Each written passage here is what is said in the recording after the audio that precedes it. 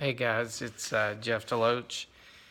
Wanted to do a little challenge. I know it's been a few days since I've done one. Of course, I've kind of had a reason, but feeling a lot better. So I appreciate all the prayers. Just continue to pray that some of the remaining side effects will go away. So that's my prayer request now. But one of the things I typed that a lot of you read was talking about, you know, considering it joy when you're going through trials and tribulations like I've gone through over the last couple of weeks, and like many of you go through, a lot worse than what I've been experiencing.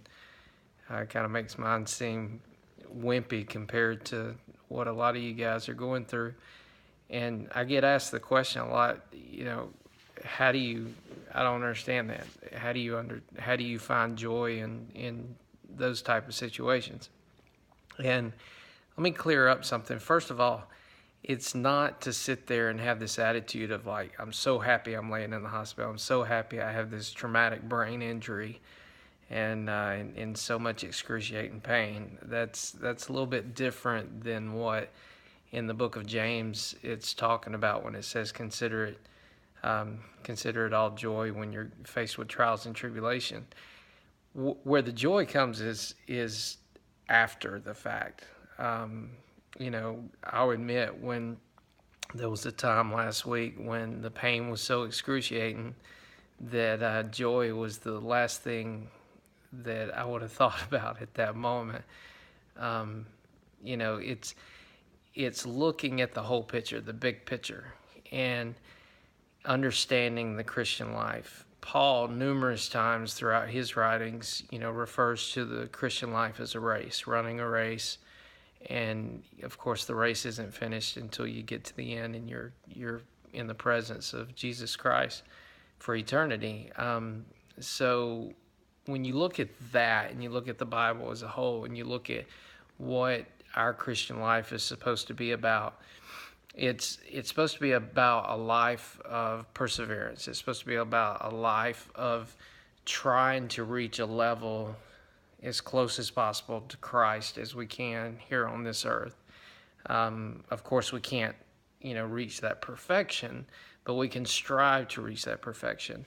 So when in James, when it talks about finding joy, when considering the joy when you're faced with these trials and tribulations, it goes on to tell you because the testing of your faith produces perseverance and endurance, and that's what it's about. It's about getting the perseverance, getting the endurance to continue the race, and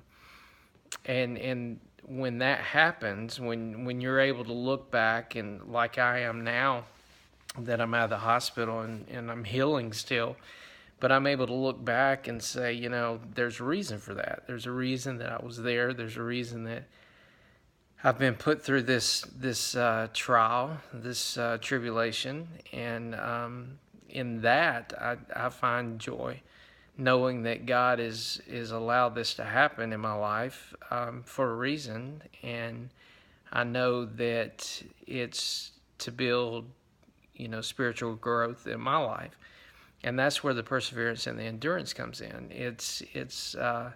So, I hope that helps you understand it a little bit. It's not laying up in the hospital with an illness or an injury and saying, "Oh, I'm so happy that I'm laying here." God understands exactly what we're going through, and He knows that that's not human nature to sit there and be, just happy as can be in the excruciating pain. But it's knowing that it's a process that He is molding us into being more Christ-like. And that's where we find our joy. My joy now, as I continue to heal, is looking and saying, okay, there's something that's going to come from this. There's some kind of growth in my life that's going to come through this trial and this tribulation. And in that, I find joy. And it causes endurance and perseverance. And then we sit back and we be patient, We have to become patient and wait on God to reveal what growth comes out of it. So, hopefully that is short. This is a little bit short, but I just wanted to clear that up, because every time I've ever typed that or preached it or put it on a challenge on a video, I always get questions. I always get texts or emails, people saying, what do you mean by considering it joy? What does that mean? Are you supposed to be happy when you're going through all these things? And the answer to that is no. I mean, reality is, it's, again, like last week, there was a couple times that I would have chosen anywhere else in the world to be other than the pain that I was in, for those particular couple days especially. But now, looking back, I know that God was in control. I know that God is still in control and during this healing process. And I know that through this, I've gained endurance and I've gained perseverance. And now I sit back and patiently wait on Him to complete this growth in my life and show me exactly what He was doing with me, show me exactly what area in my life that He was molding into being more Christ-like. So I guess my challenge for you through this is to look at what's going on in your life and understand, and first ask the question, is God in control? Have you completely turned it over to God, or are you still trying to control everything? There was, I've always been straightforward with you guys on my emotions. There was a day in the hospital last week that God was not in control, or so to say. I felt like I was trying to control the situation, and it caused anger. It caused fear. There was a day that I was afraid. A lot of emotions that day, and that's reality. That's the human nature. That's the flesh side of me. But then after I was able to stop and breathe and pray and think about things a little more clearly, I realized that God had this, and it removed all the fear from inside of me that particular day, and it continued to carry me throughout the rest of the time at the hospital. So, look at your life, evaluate your life, look at what you're going through, and ask the question, are you really allowing God to control things?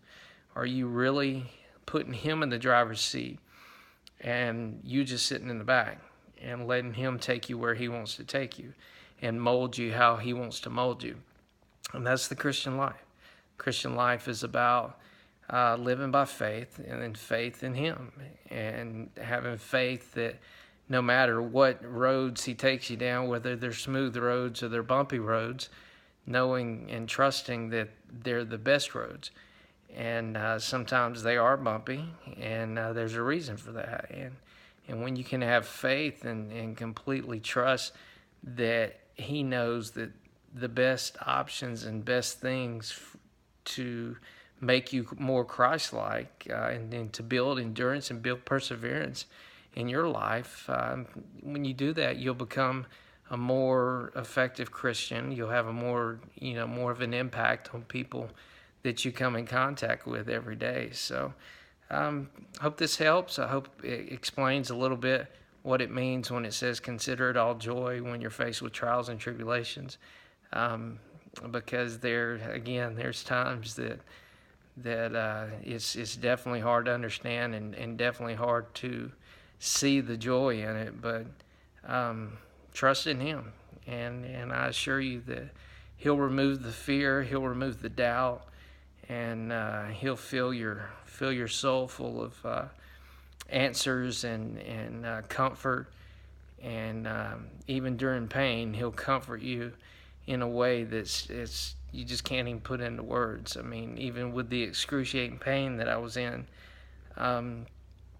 there was a point when I finally realized that I'm not in control and I can't do anything about it.